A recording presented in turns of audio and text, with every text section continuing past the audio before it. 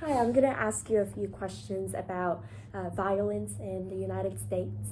So, first question, what factors influence our perception of violent crime and terrorism? I feel like just kind of what we see in the news. Like, obviously, there's a lot more like crime and terrorism that either isn't like the biggest headline or is not reported on at all, like visible to our just what we consume. So I think like a lot of people use like statistics, but it's like, is it statistics of like what they actually report in the news or like what's just like actually has happened? So I feel like those factors, like people use that a lot to like stereotype. And how does violent crime or terrorism affect you mentally or emotionally and in your day-to-day life, and why? I mean, I definitely think it's something that I don't try to like look at all the time. Just because, I don't know, it is very mentally draining and exhausting to like look at that content all the time. So honestly, in terms of like day-to-day life, I feel like I just try to limit it. But if I do, like, I guess see, like, you know, there are like crime stories that people like, it's just everyone's talking about and see, and like those ones definitely are very like mentally challenging. And would you say that things that happen locally impact you more than things that happen like overseas or on the other side of the country?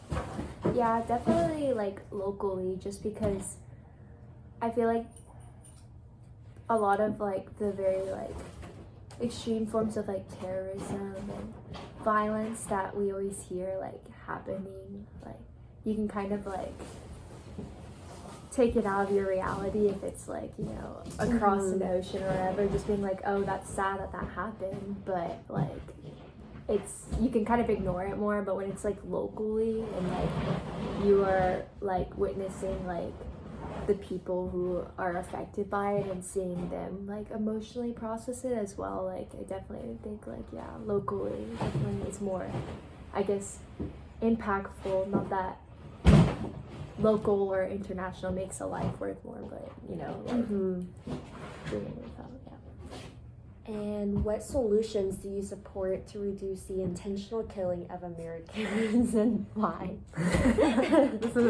This is a death and dying class interview. Would you like to be next? No. You know, I feel like if there was an easy solution, a lot of people would be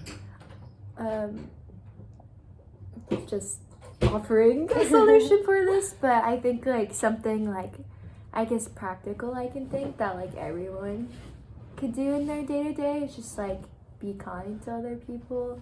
Like I know a lot of like mass, like I'm thinking about like school shootings and stuff, like most likely like the person has struggled mentally with stuff, and I'm not saying that like, oh, because they got bullied that justifies what they did, but I feel like there's like, you know, just daily acts of kindness like I think brings out more like humanity of people and less likely to hopefully want to kill other people. But And what obstacles stand in the way of the implementation of the solutions? Of like the solution I proposed, or any? I think it's just like I was kind of saying earlier, like obstacles. I guess it's hard to, that's such a broad question to come up with a solution that, like, you know, I think it's hard to see like how to practically implement these solutions on like a broad scale, because I feel like it's like personal.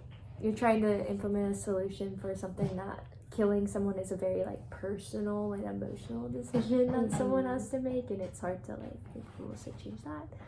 But yeah, and I guess for solution, when I think about my solution, I mean, sometimes it's just hard to be, life makes it hard to be kind sometimes. So yeah. Awesome. Thank you so much. You're welcome.